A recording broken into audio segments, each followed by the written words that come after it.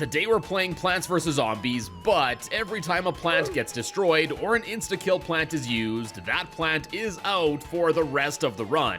And no shoveling allowed, so once a plant is planted, it's there to stay.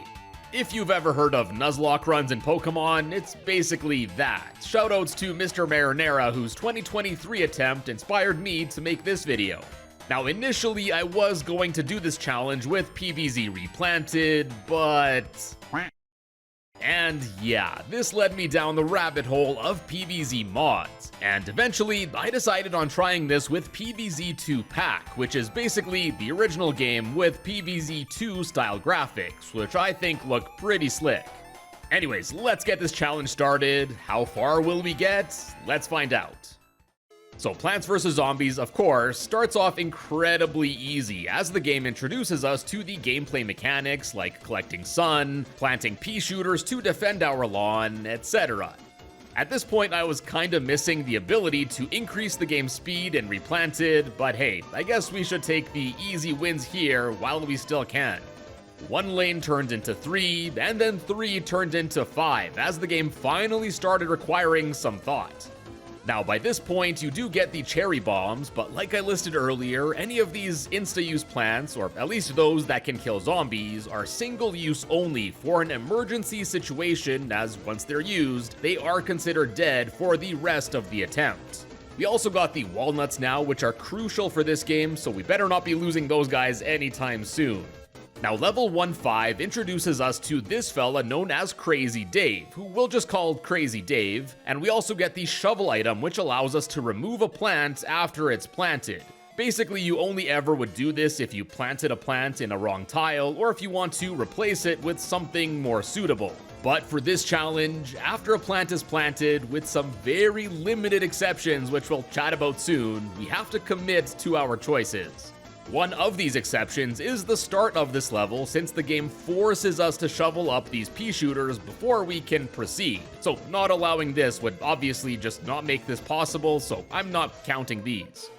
Anyways, after those pea shooters get shoveled up, we get to play one of my favorite minigames in this game, bowling with the walnuts.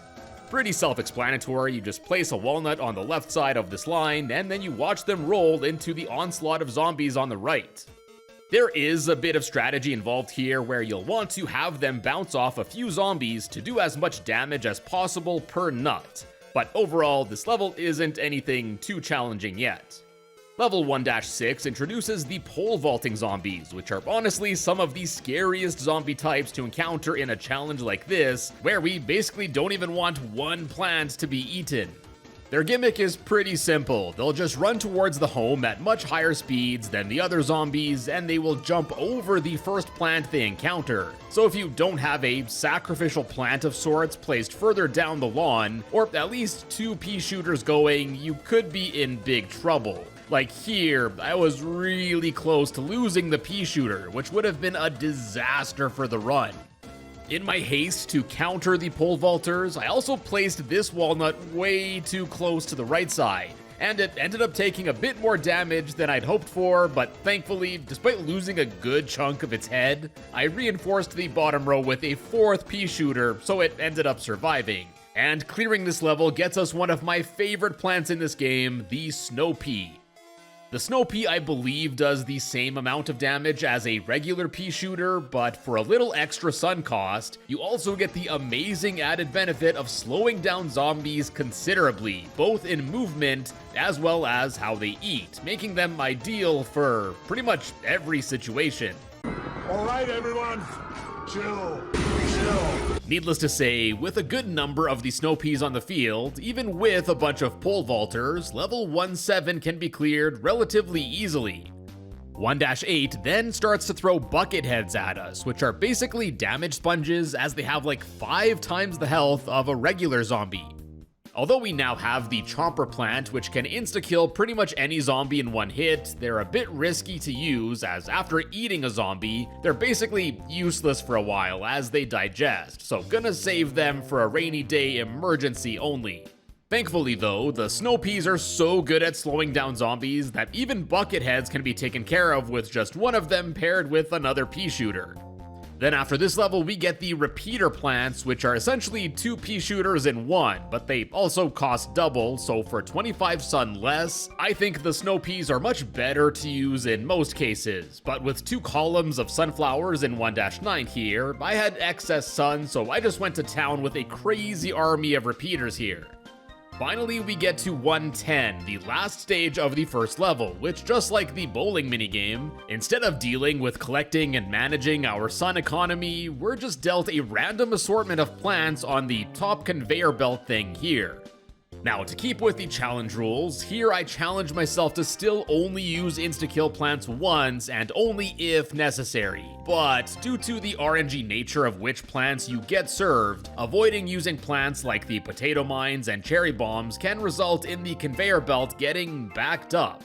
As a result, this is another instance where I allowed myself to shovel plants or use the insta-kill ones in an area where they wouldn't affect any zombies, just to free up some space on the conveyor belt. I figured that using them away from the zombies or planting them and instantly digging them up doesn't really help me any more than just freeing up some space here. And I would only do this for the one-off plants. Every other plant on the conveyor belt I had to use normally.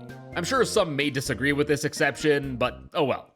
I ended up using a pair of chomps here, and things actually got pretty hairy for a bit as a big train of zombies was headed for this snow pea, and I had to save the fella, so I ended up having to use a cherry bomb, making it the first casualty of this challenge run. And during the final wave, things got a bit spicy with the walnut on the bottom here. I was honestly clenching as I thought I was gonna lose it right away as well. And with that level cleared, we unlock the puff shrooms as we now move on to the second level, nighttime. And as a quick recap, we've only lost the cherry bombs up until now, so far so good. Now, as we quickly realize in this second level, the whole gimmick is that the natural sun that dropped down is gone. So with sun production generally slower now, we have to resort to using mushrooms, which require much less, if any, sun to plant. Thankfully, the puff shrooms can just barely solo a regular zombie, but once the newspaper zombies start coming, you basically have to back them up with a pea shooter to avoid any losses. Now, the other major gimmick of the night levels is the introduction of these tombstones, which each spawn in an extra zombie during the final wave. And as such, with the 2 up top here, I ended up getting a lot of zombies in the top row this round, but thankfully, I ended up reinforcing it with a pair of pea shooters and a walnut. We now have access to these sun shrooms, which essentially replace the sunflowers for this level. They cost less and provide less sun at first, but after a while, they grow to produce a full 25 per pop. Thankfully, the puff shrooms are free, so we can quickly set up a bunch of sun shrooms to get our economy going. This level throws quite a few conehead and newspaper zombies our way, which require a bit more firepower than just a puff shroom, but thankfully, a column of snow peas once again sets up an amazing defense. A few bucket heads get tossed in later, and having more than one tombstone at the top row was a bit concerning, so I plopped another walnut up here. And then another one on the bottom for the final wave for good measure, just to keep the snow pea safe there. And even all iced up, things got a bit scary at the top.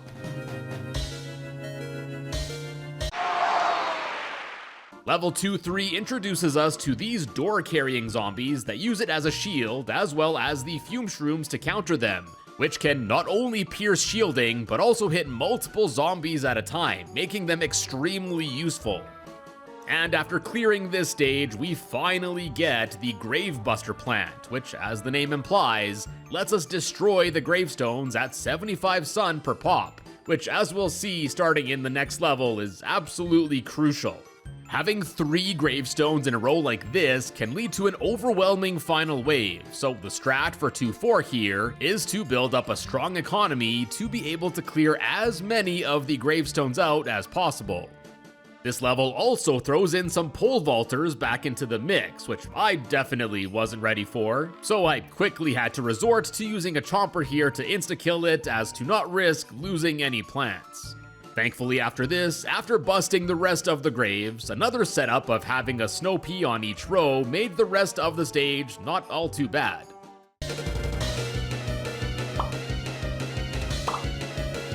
2-5 has us playing another minigame, this time Whack-a-Zombie, where we just have to bash them as they pop up. They move quite a bit faster here, but clicking them is pretty easy and there's nearly zero risk to losing any plants here, so onwards we go to 2-6, where here we are introduced to one of the toughest zombies of this game, the football zombies. Now these guys have a ton of health, and even the snow peas aren't enough to deal with these guys alone now. So here I ended up having to use some chompers to deal with them, and this of course left them open to being eaten. Yeah, I was definitely clenching here. The next level gives us these scaredy shrooms, which are basically as powerful as pea shooters I believe, but at a quarter of the cost. Their only downside is that they hide when a zombie gets near, so of course we'll just keep them far in the back as long-range support. Oh, and as you can see, this level throws a lot of gravestones at us, so like never before, we have to maximize our sun production with the sun shrooms just to try to get rid of them all before the final wave, which honestly ended up getting pretty tight as I had to plant so far to the right side. Next, we are introduced to the dancing zombie, which if you didn't watch my Lost Bits videos on this game, used to have its design inspired by Michael Jackson. The gimmick of these guys is that they bring up a squad of 4 to surround them, but just plopping down a fume shroom quickly takes care of the gang.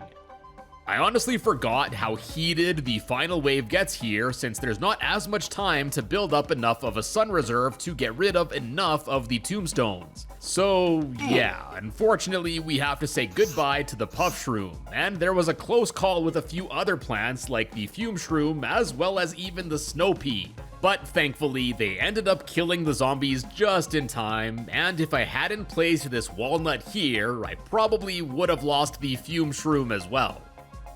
Level 2-9 is pretty similar to the previous one, but with more tombstones to get rid of, and with the puff shrooms gone, I had to get a bit creative to build up our sun economy, as using the free puff shrooms at the start is a good way to focus on planting a bunch of sun shrooms quickly. So basically, I let the first zombie go and just planted sun shrooms in every other row. Sure, it cost a lawnmower, but that extra time and sun was definitely vital. With 2 whole columns of sun shrooms again, my sun production was poppin', and I was able to plant an army of plants and progressively chip away at all of the tombstones, and staying on top of destroying them honestly led to a pretty okay final wave. And now onto the final stage of the nighttime levels, we get another conveyor belt one. And this one is pretty tough for this challenge as there's a whopping 3 different insta-use plants that get tossed into the mix. So here you basically have to do the whole planting and instantly digging up thing we did earlier. Otherwise you can end up with something like this, which is completely out of the player's control. Another thing that's basically out of the player's control in this level is the amount of football zombies that head your way, and you basically need to use either a doom shroom or hypno shroom to defeat each one of them, and I ended up having like 4 or 5 of these football zombies spawn, so if you math the math, that means I had to use more than one of the doom and hypno shrooms. So, depending on how strict you want to be with the rules, this may be where the challenge ends, as yeah, without using more of the insta-use shrooms, I don't even know if this level is possible. So due to the RNG nature of this level's conveyor belt, personally, I think allowing using the insta-use plants more than once should be allowed, but let me know if you agree or disagree. But even with using them here more than once, that should count as their death, so that's a sayonara to the Hypno, Doom, as well as Freeze Shroom. Ouch. Now we move on to the third level, the backyard, where now not only do we have 6 rows instead of 5, but more notably, the backyard also has this pool here, so now we have to plant these lily pads on the water in order to plant plants there. The first 2 stages here start us off relatively easy, at least when using snow peas, but then things start to ramp up in level 3-3, as it now introduces these snorkel zombies who dive down and can avoid attacks until they resurface at the first plant in their path. So basically, the counter to this is to deploy a walnut floating on a lily pad, which will keep them busy for a while as they get wiped out. Oh, and I forgot to mention we also have the 3 Peters at this point, which shoot projectiles in 3 rows, making them pretty efficient, albeit really expensive with a price tag of 325 sun. Level 3-4 is a bit tricky as it throws both snorkel as well as pole vaulter zombies, so you have to be ready with some walnuts for those fast fellas. And as such, lots of sun is vital, so I put a bigger focus on planting a few more sunflowers. And having a bunch of extra sun meant more 3 Peters, which in combination with a bunch of snow peas made the 3 massive zombie waves in this level a little more tolerable. Like, just look at that constant volley of peas I got going on here. I got a bunch of zombies in the pool on the final wave though, which was pretty scary for the walnut here.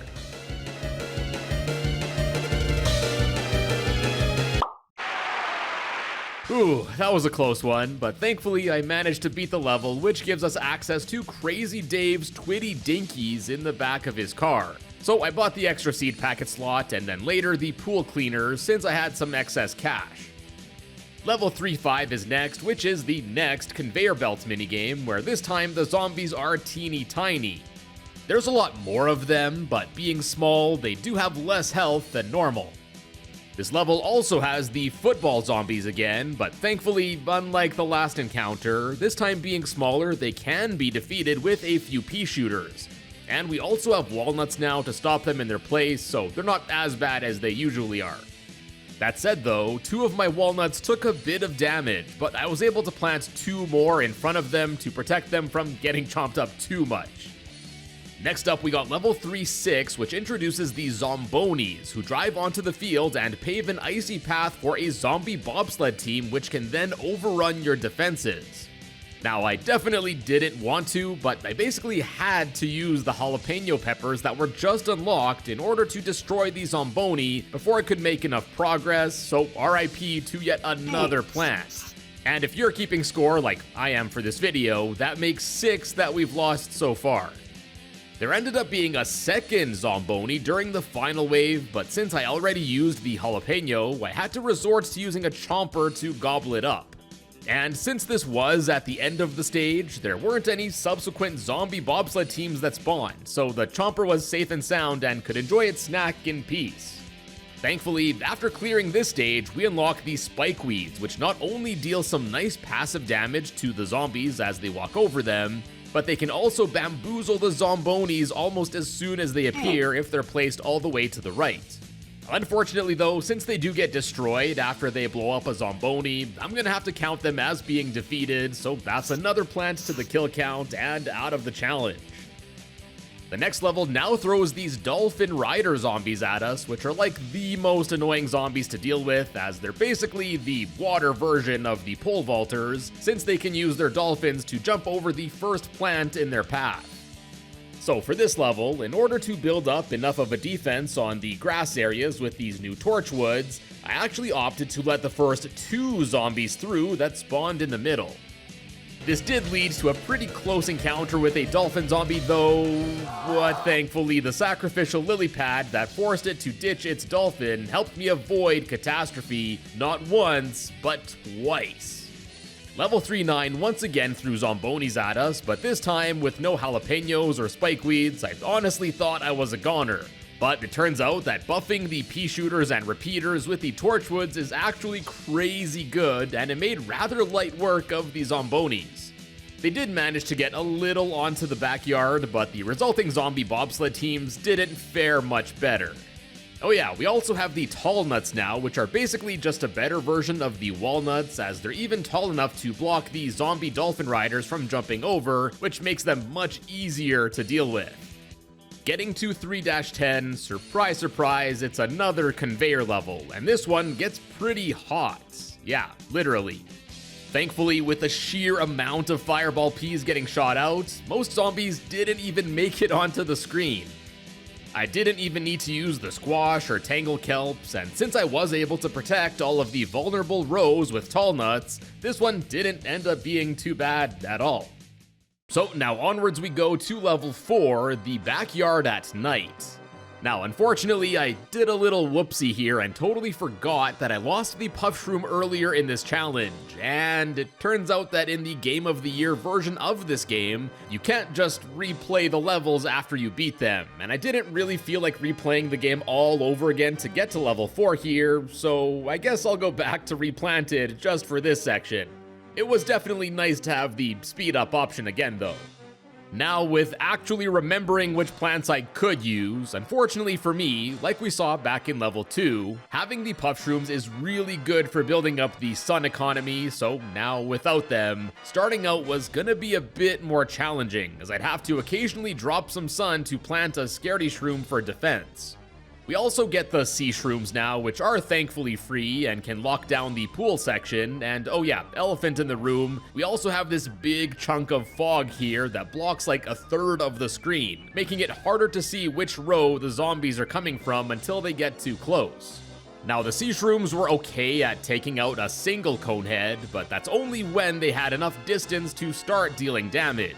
And unfortunately, I wasn't very lucky here, as another conehead spawned in the lower row, so the sea shrooms couldn't deal enough damage in time, so F's in the chat for the sea shroom. Now, thankfully for me though, there was only one more zombie in this round that the pool cleaner could get rid of, so I got to live another day. Level 4-2 starts off more or less the same as the previous level, but now without sea shrooms, I had to plant some Scaredy Shrooms and repeaters in the middle. And with some fume shrooms here and there, things were honestly looking pretty good. Well, that is until the Jack-in-the-Box zombies started piling in. Basically, if you don't kill one of these guys quickly enough, they will straight up explode and kill any plant around them instantly. And yeah, there go our fume shrooms. I also made the mistake of thinking that Torchwood's buff shrooms as well. Oops. Yeah, things are about to get bad, aren't they? Soon after, I quickly lost the Torchwoods, and oh boy, is that a football zombie coming in at the bottom? Amazing. There go the repeaters, Scaredy, and sun shrooms. Just absolute destruction. I guess thankfully for me, this was the end of the level, but yeah, we're pretty cooked at this point. Without the sun shrooms, I'm now forced to use these sunflowers again in the nighttime if I want to have any sort of economy, and without Scaredy Shrooms, I basically just have the pea shooters and snow peas, and yeah, I think I'll need a miracle to pull this off. Unfortunately, with the sheer amount of coneheads sent my way, I stood little chance as soon as I lost the snow pea shooter, as well as even the sunflowers. And now left with no plants that I can even use to get any more sun, that's about it. I then lost the lily pads, the walnut, and lastly the cactus stood alone in defense as the zombies eventually got into the home and ate my brains. Honestly, not a bad run though. I'm kind of surprised I was even able to get this far, and I don't know how much further I could have gotten. And just thinking about how brutal some of the later levels are, and how any plant could get yoinked at any time just made me shiver. But overall, as my first Plants vs. Zombies challenge that I've tried, I've had a pretty good time. If you made it this far, I hope you enjoyed this run, and let me know if there are any other PvZ challenge ideas you'd be interested in seeing. And as always, thank you all so much for planting with me today, and I will see you in a bit.